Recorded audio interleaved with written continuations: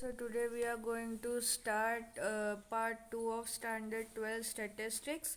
We have got 5 chapters and today we are going to start our chapter number 1 probability. So probability को हम हिंदी में बोलते हैं संभावना. अब probability में आपको एक एग्जांपल से समझाती हूँ कि suppose there are two shirts and one black and one white. What is the probability of you buying the white shirt?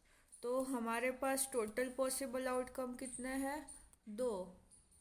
और हमने ए हमारा क्या सपोज किया? Number of white shirts. तो हमारे पास नंबर ऑफ वाइट शर्ट्स कितने हैं? एक ही है. और बी हमने लिया नंबर ऑफ ब्लैक शर्ट, वो भी हमारे पास एक ही है. अब पी ऑफ ए क्या होगी? हमारी probability of buying white shirt.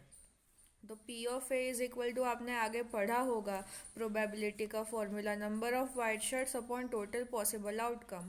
तो नंबर ऑफ वाइट शर्ट्स है 1 और हमारे टोटल पॉसिबल आउटकम है 2. तो ये हमारी probability of buying a white shirt हुई. अब हम आगे पढ़ते हैं. आगे है हमारे पास रैंडम एक्सपेरिमेंट. अब आगे है हमारे पास रैंडम एक्सपेरिमेंट. रैंडम एक्सपेरिमेंट क्या होता है? The experiment which can be independently repeated under in identical conditions and all its possible outcomes are known but which of the outcomes will appear can not be predicted with certainty before conducting the experiment is called random experiment. हम इसे example से समझते हैं. Example क्या होंगे हमारे random experiment के? हम जो कॉइन टॉस करते हैं तो उसमें या तो हेड आएगी या तो टेल आएगी, पर हम ये नहीं बोल सकते कि हेड ही आएगा या टेल ही आएगा. उसे हम रैंडम एक्सपेरिमेंट बोलेंगे. बाद में to throw an unbiased dice, वो भी होता है. बाद में to draw one card from a pack of 52 cards, to select one student from a group of 5 students. ऐसे सारे जो एक्सपेरिमेंट्स होते हैं उन्हें रैंडम एक्सपेरिमेंट्स बोलते हैं. बराबर. It can be independently repeated under almost identical conditions.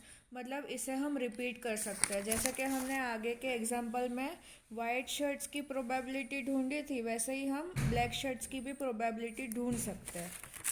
बाद में all possible outcomes are known but which of this will appear can not be predicted. इसका मतलब क्या हुआ कि सपोज हमने एक डाइस को थ्रो किया तो हम बोल सकते हैं कि दैट हेड में कम और टेल में come, but we can not. Sorry, मेरी गलती हो गई. हम अगर हमने कॉइन टॉस किया so we can say that head में कम और टेल में come, but we can not say that head will come और टेल विल कम. हम ये नहीं बता सकते. और it results into a certain outcome. It results into a certain outcome. इसका मतलब क्या हुआ कि अगर हमने कॉइन टॉस किया तो इसका मतलब ये नहीं होगा कि वो ऊपर का ऊपर ही रहेगा. वो नीचे तो आएगा ही, और बाद में नीचे आया तो वो खड़ा नहीं रहेगा. वो या तो हेड बताएगा या तो टेल बताएगा. तो उसका कोई ना कोई आउटकम आएगा ही. नेक्स्ट है हमारा सैम्पल स्पेस. सैम्पल स्पेस क्या होता है? The set of all possible outcomes of a random experiment is called a sample space. बराबर. सैम्पल स्पेस को हम जनरली डिनोट करते हैं यू या तो एस से. और सैम्पल स्पेस के अंदर जो एलिमेंट होते हैं ना, उसे हम सैम्पल पॉइंट्स बोलते हैं. तो सैम्पल स्पेस का एग्जांपल क्या है? तो हमने दो अनबायस कॉइन्स टॉस किए तो हमारे जो टोटल पॉसिबल आउटकम्स थे उसके, वो हमारा H H, H T, T H और टी टी. मतलब हमारा सैम्पल स्पेस क्या है? H H, H T, T H और टी टी. और इसके अंदर जो सारे एच एच और ये सब जो है वो उसके सैम्पल पॉइंट्स है. बाद में सैम्पल स्पेस का एक और एग्जांपल हम दे सकते हैं. To throw two unbiased dice, तो उसमें हमारे 36 आउटकम्स आएंगे और हमारी सैम्पल स्पेस बनेगी 1 1 1 2 1 3 1 4. वैसे 6 तक हमारे 36 आउटकम्स होंगे. अब आगे देखें तो आगे है हमारे पास इनफाइनाइट सैम्पल स्पेस. उसमें क्या होता है? If the total number of possible outcomes in the sample space is finite then it is called finite sample space. ठीक है.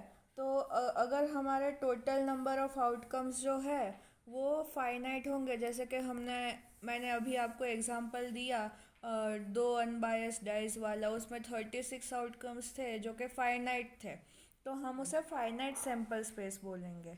और दूसरी कौन सी होती है, इनफाइनाइट सैम्पल स्पेस, जिसमें इनफाइनाइट नंबर के आउटकम्स होते हैं। जैसे कि मैंने यहाँ पे एग्जांपल दिया है, to throw a dice number 1 2 3 4 5 6 on it side till we get number 4 on the upper side of dice. मतलब हम एक डाइस को थ्रो करते रहेंगे जब तक हमारे पास डाइस की अपर साइड पे 4 नहीं आ जाता। तो हमें ये नहीं पता कि हम कितनी बार थ्रो करेंगे तो हमारे पास डाइस की अपर साइड में 4 आएगा। हम एक बार में करें तो आ सकता है, या तो फिर हमें बहुत 6 7 बार करना पड़े तब 4 आ सकता है। तो ऐसी जो सैम्पल स्पेस होगी उसे हम बोलेंगे इनफाइनाइट सैम्पल स्पेस। और हमें हमें इनफाइनाइट सैम्पल स्पेस के सम्स नहीं आते, हमें सिर्फ फाइनाइट सैम्पल स्पेस के ही सम्स करने हैं।